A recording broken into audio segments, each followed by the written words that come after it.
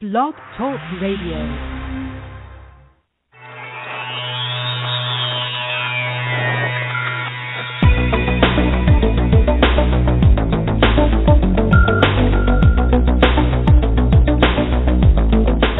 Across the country and around the world, streaming live on the internet, it's Real Estate Coaching Radio, bringing you the latest news, interviews, and secrets of the top producers. Hosted by award-winning real estate coaches, Tim and Julie Harris. And welcome back to Real Estate Coaching Radio, broadcasting live from lovely, sunny Austin, Texas. We have a very special co-host today, so without any further delay, Mr. Ventura, would you please introduce our co-host? Yes, sir. It would be my pleasure. Jonathan Smoke is the first chief economist for Realtor.com, the official site of the National Association of Realtors. Smoke is a 20-year veteran of the real estate industry and has held a number of executive roles throughout the industry. Prior to working for Realtor.com, he served in key executive roles for Hanley Wood, an information and marketing services company serving the residential, commercial design, and construction industries. He's also an entrepreneur with business ownership and consulting experience and has a master's in business administration from the University of Texas at Austin. Now back to you, Tim. So, Jonathan, thank you for agreeing to be today's co-host. I really appreciate it. We've been looking forward to actually connecting with you guys at Move and introducing all of you, or I think in many cases reintroducing all of you to all of our listeners. So I'm curious, what's your background that led you into the real estate side of things? Because the chief economist role is new, correct? It is entirely new, and thanks for having me, Tim. This is an exciting opportunity. I've got the looks for radio, so I think I'll shine in this session. Now, I have to be honest, I didn't choose real estate originally. I didn't wake up one day and say, I am destined to be a real estate economist. It chose me over time.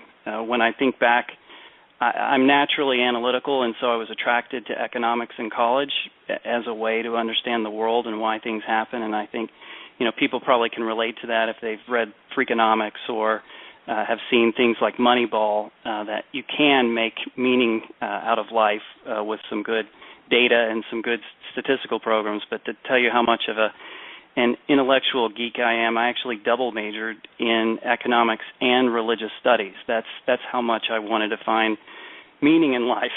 And I figured between those two ends of the spectrum, I would have it covered. But I also really enjoy the communication part of things, and I've really found that over the last several years of acting as an economist and really going out across the country and talking to realtors, builders, remodelers, and really just being out with people, I learned that I actually enjoy the communication part of this and telling stories and making sense of what's going on. I've landed here in what I would say is my dream job. Well, congratulations for that. So of the three big, I know we have some questions that we're working off of, and hopefully I don't throw you off your game too much if we skip around a lot, because I know that our listeners are really focusing on specific topics. Yep. I'm going to jump to this question because I just think it's really interesting from your perspective. And I think everyone, we have, I don't know, it's hard to know for sure on a daily basis, but we have the largest audience of real estate agents looking to learn how to build their real estate businesses. And it's interesting from a coaching perspective, a lot of these guys are brand new in the business. So we get free coaching call requests frequently, free coaching calls for agents.com.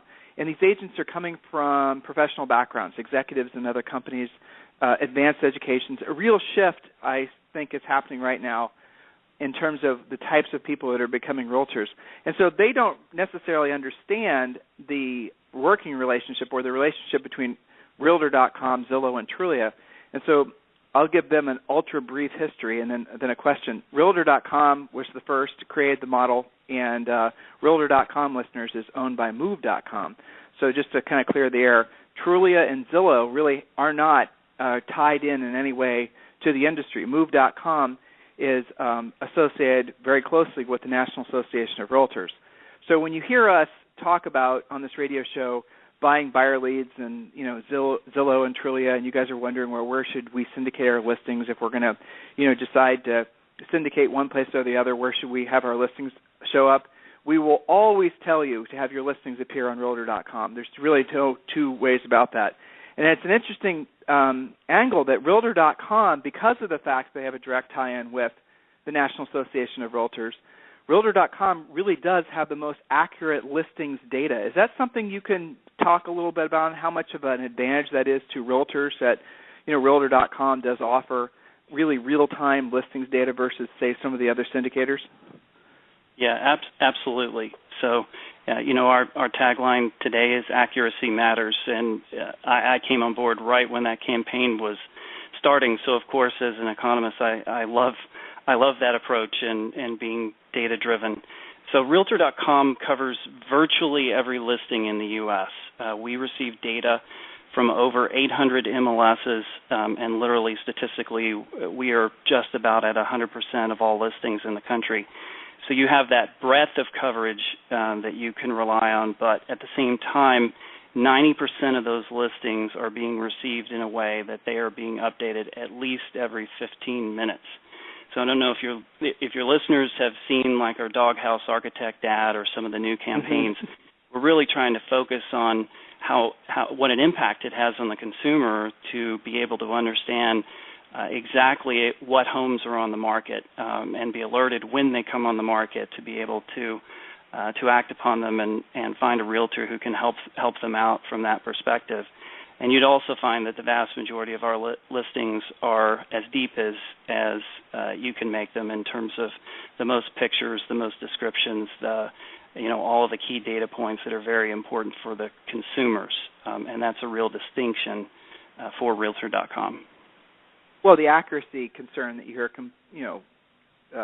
voiced all the time by realtors, even by consumers, mostly by consumers, about bad information on the other portals, that doesn't really happen on Realtor.com. I mean, just not that frequently anyway. So the bottom line is, I hope every one of you listening understand at the end of the day, what matters is that you do support Realtor.com, and you support Realtor.com with your advertising money. You support Realtor.com by making sure you have your listings appearing accurately on Realtor.com, because truly, guys, they're the only syndicator that has our backs as an industry. They're not going to do things that are not in our best interest. They're not going to make moves that would some way possibly disintermediate agents from the real estate transaction. Again, I know this is a popular topic amongst realtors, not a popular topic amongst technologists who want everything to sort of evolve or change or go in the direction of everything basically being done on a mobile device. But the reality of it is real estate will always be a belly-to-belly transaction, and you guys matter, and listing agents obviously are the bottom line, matter most in our real estate industry. So the big topic in the economy is the recovery. According to the Realtor.com July National Housing Report Trend Report that was released August 20th, and you guys should go to their site and download that. Can you tell us about what was in the report? Give us some information that maybe surprised you from an economist perspective. Sure. I tweeted last week, in fact, that what we're seeing is a bit of a Goldilocks market. We're seeing markets in general, and that's the ironic thing here. We talk about housing as if it's a single market, but we know it's made up of thousands of individual markets around the country. But in general, we're seeing improvement. It's improving conditions that you characterize as neither not too hot or not too cold, and hence the Goldilocks analogy. So our report for July focused on the July inventory metrics that are based on all that listings data that we sit on top of. And we basically showed that we're seeing continued growth through July. And that growth means we've had increasing volumes of inventory throughout the year, which enables, of course, more sales downstream. It's been a concern by many that part of the reasons why we've had a slight turn down in total sales this year, and in general, since the recovery began, we've been in a scenario where we haven't had appropriate inventories to be able to support the potential demand that was out there. So it's good to finally see the inventory increasing, and this is truly in a scenario, the report indicated that the growth that we have been seeing is not causing a deterioration in neither age or price, which of course can happen if you have inventory levels increasing to a degree that they're outstripping demand. So we're actually seeing the median age of homes on the market decline, and especially decline relative to last year, which is an indication that of course demand is more than keeping up with supply, because you wouldn't have a scenario of increasing inventories plus declining age plus increasing prices unless you really had a good positive momentum. And of course, we also think that the price increases are an important continued positive psychological signal to both buyers and sellers, but at the same time, we're seeing much more moderated price increases this year versus the kinds of near double-digit increases we experienced last year. Absolutely. So this year is different than past years because despite good gains in 2012 and 13, external forces held the recovery down, and this year's that's not the case. And I read that in your report. Can you explain that a little bit for us? Yes, that indeed was the key message that we wanted to get across in the report, because I, in particular, have been frustrated by some of the, let's say, talking heads kind of news being reported about housing.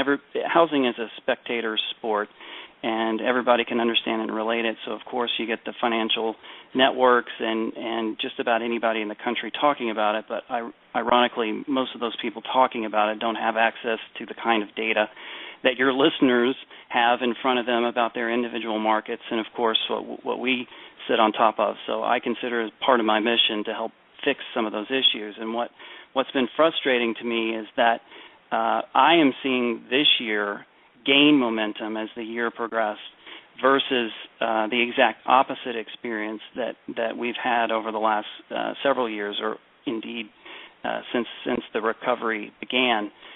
So in 2012 and 2013, we had a scenario where the year started off extremely strong. Everybody was optimistic and excited about what was going to happen, but for multiple reasons, by the time we got to this point in the year, actually, by the time, in most cases, that we got to the month of June, we started to see very strong signals that we were losing momentum by mid-year, but not this year. So just to think back in time and everybody try to put their time machine on and remember what 2012 was like. 2012 was, we were experiencing a disappointing U.S. economy, so you had some really worry about the jobs market not picking up.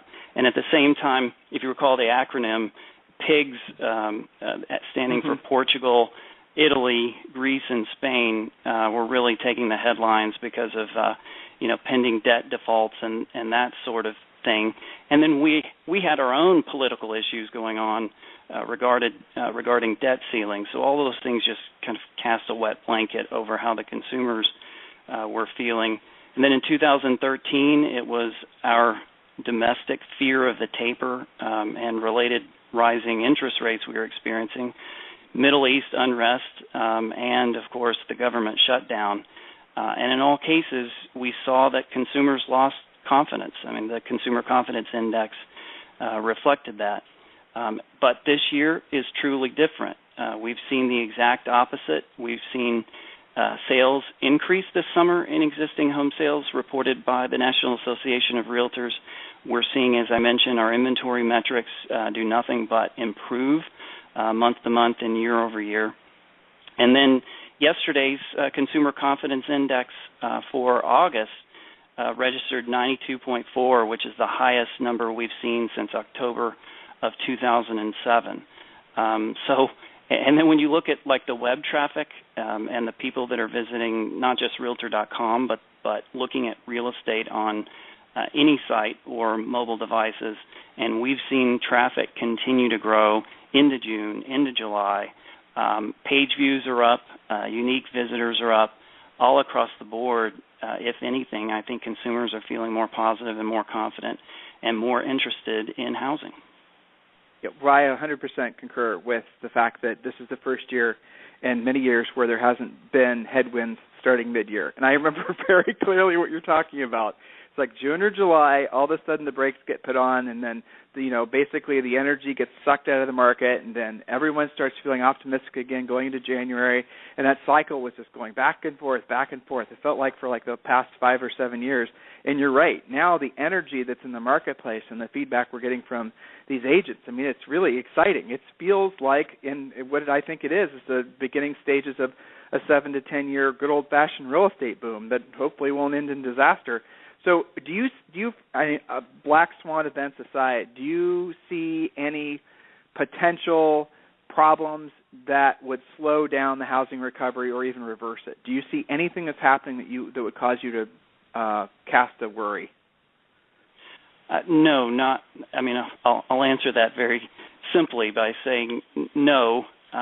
We really have a scenario that things are starting to fall in line. You've had 7 months in a row of more than 200,000. We've averaged, I think it's 233,000 new jobs a month for the last 6 months. That's really the main strongly correlated metric to the consumer confidence number that I mentioned earlier. And we're seeing slight upticks in things like wages and income, and in particular we're starting to see slight upticks that would indicate that the first-time buyer segment is starting to come back.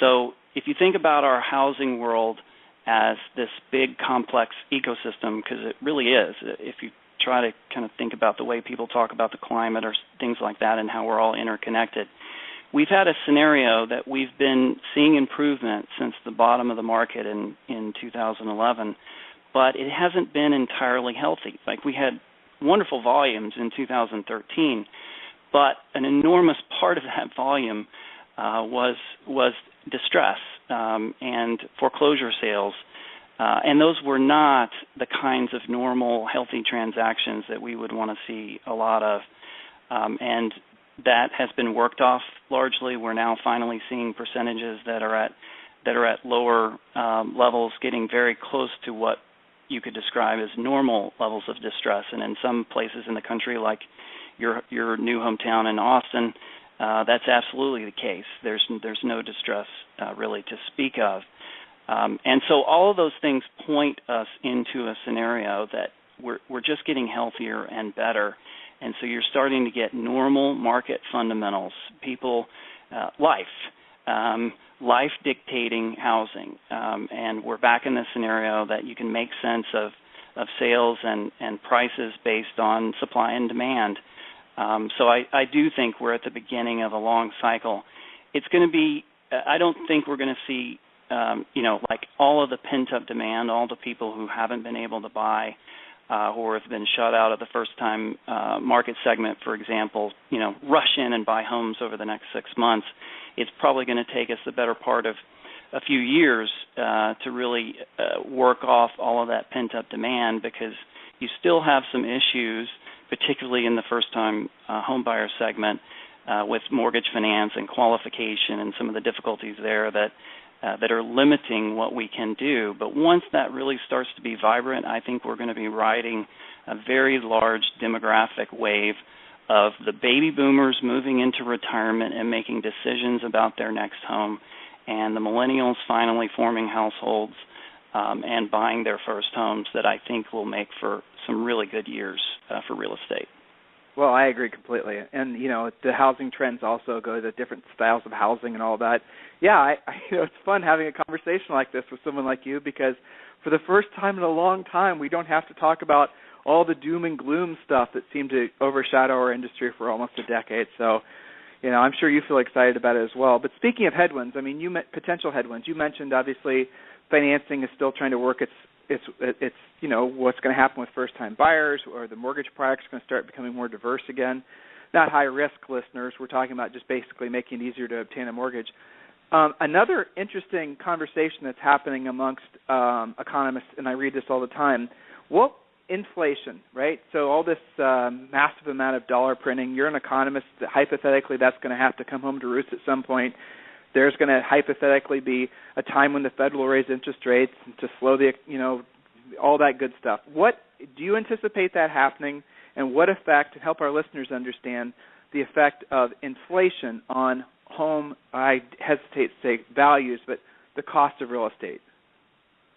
Sure. So, yes, if you purely look at some of the monetary policies that we've been living under that have been, quote-unquote, printing lots of paper to keep the economy moving, you would have thought, and many people did think, that we would have experienced substantial inflation by now. But all of the key metrics to measure inflation, the CPI without food and energy in it, individual personal consumption expenditure indices, they all really indicate that we've been under. If anything, we've had a risk of deflation, and a deflationary cycle is actually a much worse scenario to have to go through. So the Feds had their challenges trying to accomplish this, and of course there's always people that are going to criticize what they do. But the reality is they do seem to have pulled off quite a bit of an easier landing, I think, from the scenario we were in 7 years ago, six and 7 years ago. But one thing is definitely for certain for the future. We are likely to flirt with higher levels of inflation than we've had in the past. I think most every economist is forecasting that inflation will start to be more significant than we've experienced, and that'll be above the 2% rate that we've had before. But I don't think there's anybody that's mainstream that really thinks that we're going to have double-digit inflationary issues like we saw at like the latter end of the 70s and into the early 80s. In general, real estate is actually physical assets are benefit more in inflationary times because people gravitate towards those in investments to actually help reduce the risk and improve the return that they have on their money. And so real estate, from a pricing perspective, tends to do fine in inflationary environments. The problem is when the Fed starts to worry more about inflation, that's when we'll see interest rates increase. We've been living through a very abnormal time of the lowest interest rates we've ever seen, largely because the federal funds rate has been zero, or essentially zero, for the last several years, and then the quantitative easing on top of it have tried to push rates down in mortgage and other credit markets to as low as we will likely ever see. Ironically, though, we set the actual lows in mortgage rates in some mortgages like ARMS just last week. So it's not been a scenario of mortgage rates going up already. But I think it is very safe to say that at some point, is it a year from now? Most people are betting middle to second half of next year will be when the Fed starts to raise rates and raise the federal funds rate. You'll probably see the scenario that we saw unfold last year with people fearing that rate actually raising the mortgage rates in advance. So I think most economists are somewhere in the range of forecasting that we're going to have between 50 and 100 basis points rise towards the end of this year into the first half of next year. So that would mean we're probably talking about near 5% for the 30-year fixed rate sometime over the next 12 months.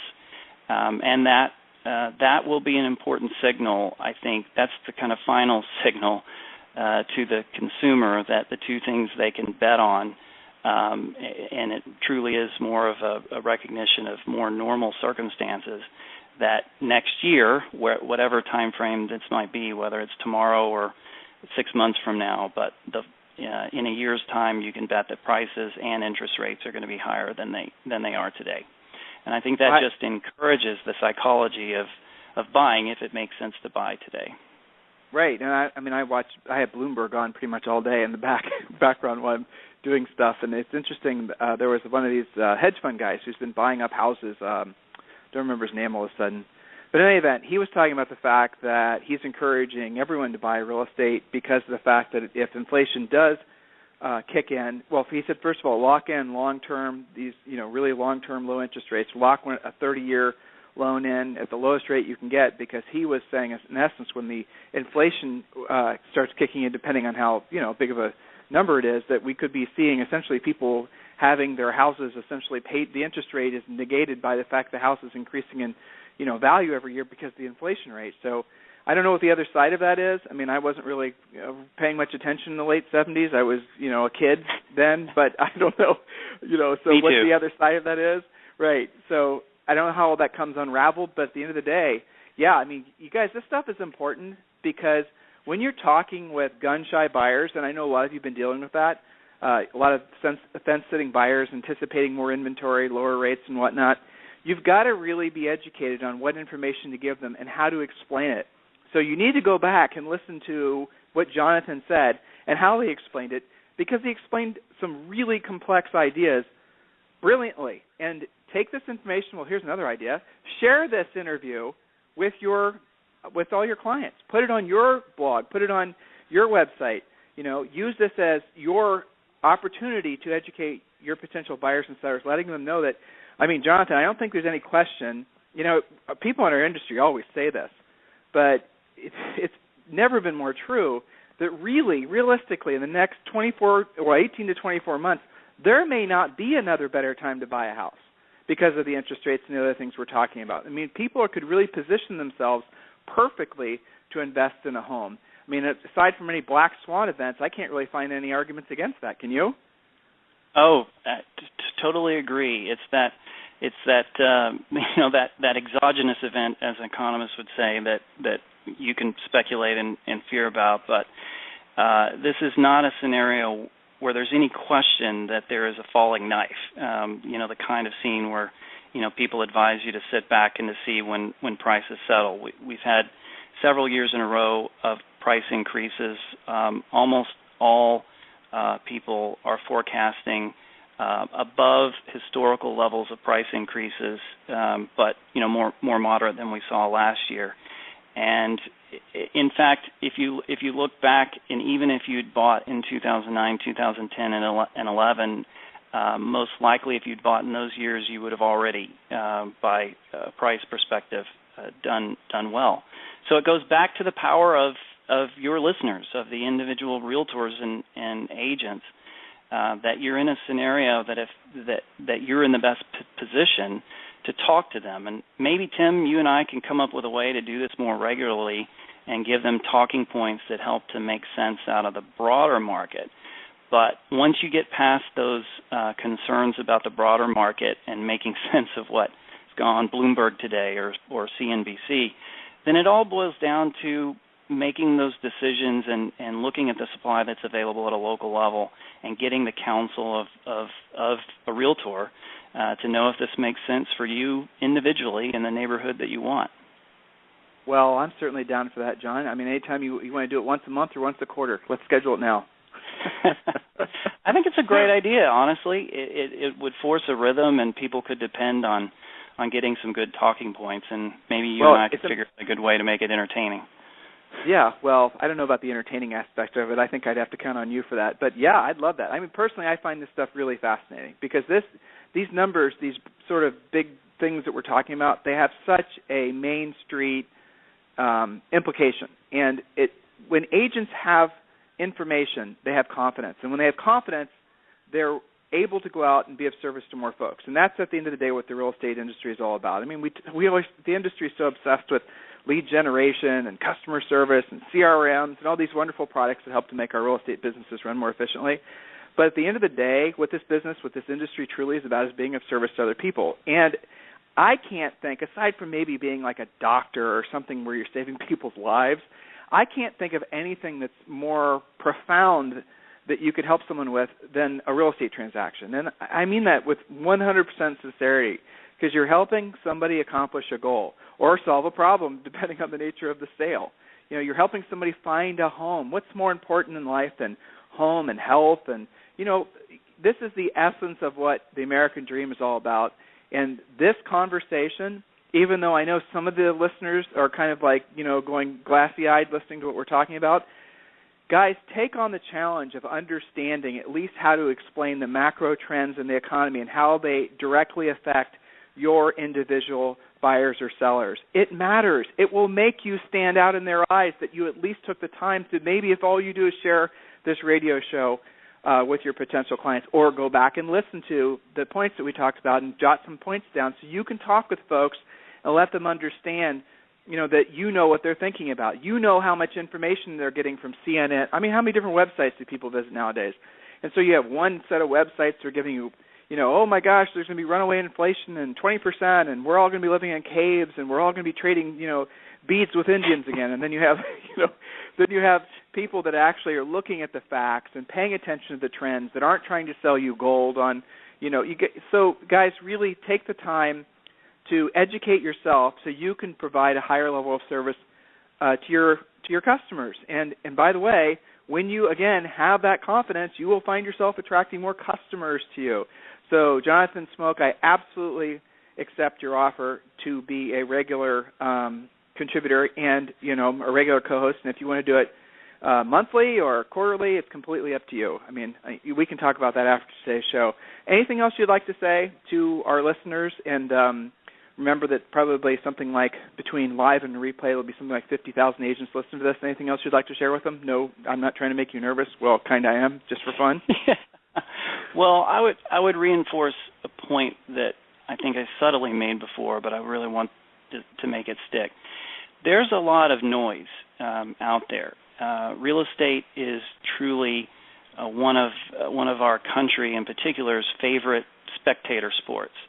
So there's lots of opinions, and exactly what Tim just said, there's a lot of agendas behind the opinions that are being expressed. And 9 times out of 10, those opinions are being based upon data that's far actually inferior to the very data that you have in front of you, and that you've invested your career and education and becoming a realtor to be able to have access to and to be able to interpret.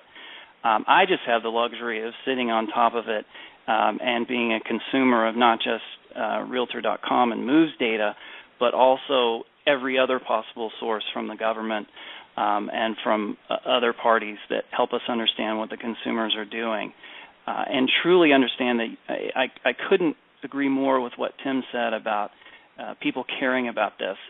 Tim, I pulled together an interesting calculation just the other day related to another media request. Millennials are a hot topic today.